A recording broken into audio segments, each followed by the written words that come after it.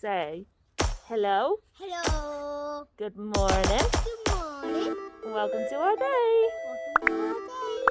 Oh, good boy. Our day, rock and roll. That was the best. Hello. So, went to the doctor as an emergency for me chest, and he's confirmed it is like a serious allergic reaction. So he's put me on antihistamines and anti-inflammatory cream, like anti-allergy stuff to try and make it better. Obviously if it doesn't get better I gotta go back, but yeah, it's kind of getting really spread and it's starting obviously to go up towards my neck, so we had to go do something about it. I was going to ring this morning to speak to the doctor, but when I woke up I had a banging headache, well, migraine. We had to get up super early anyway because we got our car back, and by the time Soph got back up with breakfast I'd already been with my sickness, and then I was eating my breakfast, then I was doing it again, then I needed, I carried on eating again afterwards because it just passed. It was really bizarre. Very strange. And obviously then Soph went and got the car, came back, and as I sat up, we saw my chest and was like, shit. So then went and ran and got... So then I ran and got an appointment. It wasn't with the, it was with the senior nurse practitioner. He's really lovely. And yeah, we're throwing the ointment and antihistamines at it and hoping that it'll get better. But he did have a feel of it and it was really burning hot. I don't have a temperature or anything like that, so we know that it's not like a bacterial rash or anything, but because it's so itchy it could turn into that if we hadn't got it sorted, which wouldn't have been good. So yeah, fingers crossed that's gonna work. But yesterday on my way to the hospital I noticed that if you didn't know, we live in a community that's got like a lot of vulnerable people, like from mental health, physical health, old age, just all of that. People, you know. Yeah. And when we first moved in, because we've been here, there's a couple of people that's been here longer.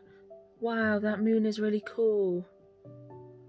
That was Not showing the people. I don't think you'll see it. Turn off bedroom light. I left the lights on all day, babe. I know. It's that big smish there, but yeah. Turn on bedroom light.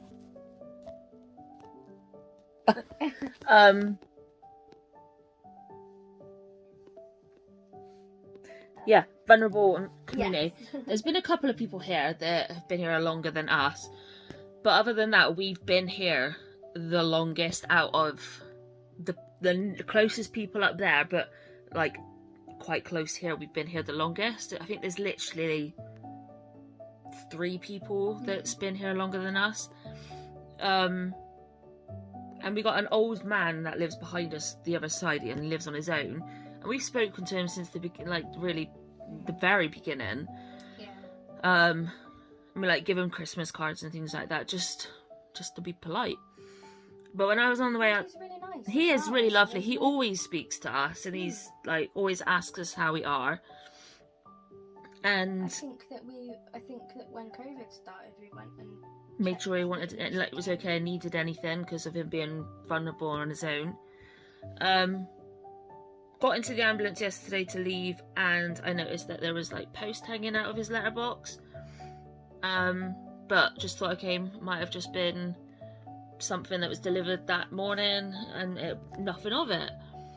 Came back home, still saw it there last night, and then because of having to run out to the doctors, and when we came back I saw it again because we were in a hurry when we was on our way out and I didn't look then.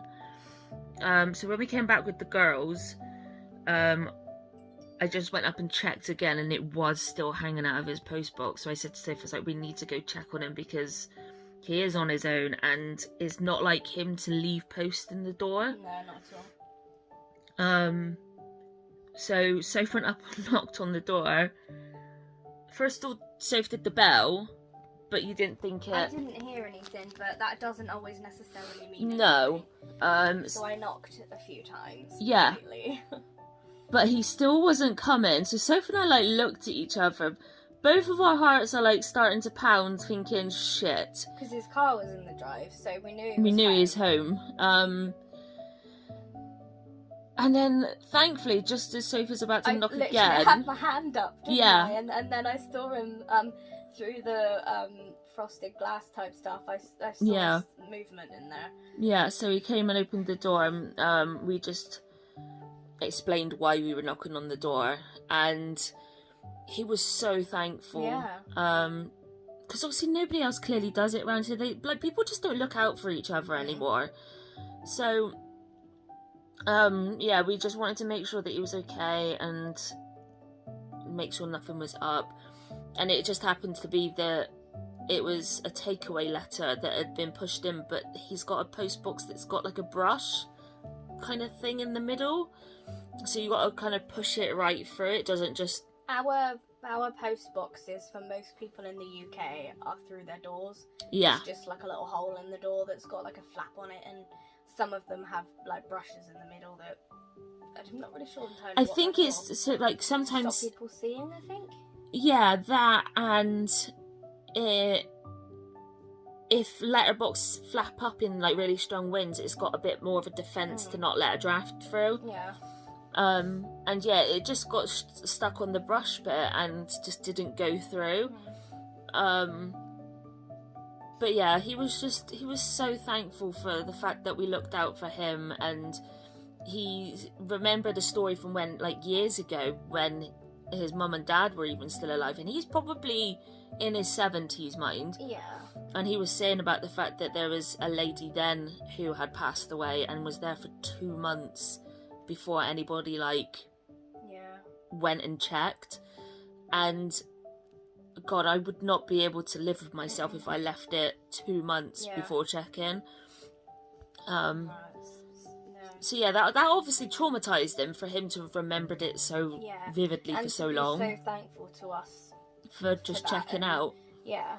I mean, he's got neighbours that are joined to his house, and they would see his letterbox, and I just know that it's just crazy that people don't look out for each other like they used to anymore. Yeah. And obviously, not only could something have happened to him, but people aren't afraid to go around, see if there's post hanging out of people's post boxes, think, oh, well, that means they're not home. It's been like that for 24 hours now. Yeah, so let's go in and rob the place. And obviously he was in there on his own, and we couldn't have... we wouldn't have been able to live with us. No, not at all. Or anything. No, so he was really super thankful, and we said that we would do it again. Like, we're always like keeping an eye out and just making sure everybody's okay. Yeah. He is obviously quite old, but he's also having problems with his feet at the minute, where he's like needing to put loads of ointments and creams on, and we had a little talk about that. So he isn't at his sprightliest right now compared to normal, and I think he's walking a bit slower as well because of his feet. Yeah. So I am glad that we did it. Definitely. Yeah. But yeah, it's just if you do have vulnerable people that live near you, or older people that live near you, or whatever, if you notice these little things, especially more so with the winter, because a lot of elderly and vulnerable do pass away in the winter because of the conditions, just knock on the door and just make sure they're okay. Like, it takes 2 seconds. And like, if he had passed away, if he does have any family, which I don't think he has a lot, but it means that like any family that they do have, they could actually go and see their relative like after they've passed away and things. But whereas if you're there for 2 months, you can't go and actually see them, and obviously some people may not be able to heal from that. But yeah, it only takes 2 seconds, and it's like, for him, it's nice to know that there's people that look out for him and are there for him if he needs anything. And he always knows where we are. He even asked how we were doing and things like that. So yeah, you don't have to be friends, just be polite and check and make sure everyone's okay, because that little interaction, that little bit of interaction could mean the whole world to them, especially if they are on their own. And just probably lonely and vulnerable. But yeah, keep out for your neighbours. Keep an eye out for your neighbours. Oh yeah, that wasn't English, was it? No. I'm tired. Yeah. Been a long day. Sophie's got a Pez for the first time in Soph's life. And it's Cinderella. I saw it and I was like, wow, you saw other Disney princesses, didn't you? And you were like, oh my god, I wonder if they have a Cinderella Pez. And there it was. Like, what are you talking about? Tucked right at the back. Yep. And there was 2. So we got both because there wasn't another princess that you wanted, was there? No. But yeah, we're going to go down chill, and I'm going to go put my cream on my testicles. Yes. Bye.